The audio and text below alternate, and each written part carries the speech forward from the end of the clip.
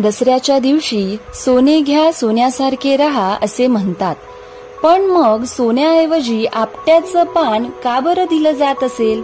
तर पुराणानुसार असं म्हटलं जातं की कौत्स्य नावाचा मुलगा ऋषी वर्तंतूकडून वेद शिकायचा आणि त्याला गुरुदक्षिणा द्यायची होती.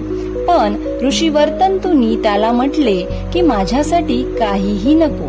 मात्र कौत्स्याच्या आग्रहामुळे त्यांनी त्याला आव्हान दिले की 14 कोटी सुवर्णमुद्रा आणून दे.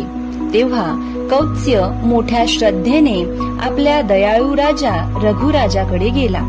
पण तेव्हा रघुराजाकडेही तितके पैसे नव्हते. प्रत्येक संकटात प्रजेच्या मदतीला धावून जाणाऱ्या या राजाने कौत्स्याची मागणी पूर्ण करण्यासाठी साक्षात कुबेर देवाकडे मदत मागितली.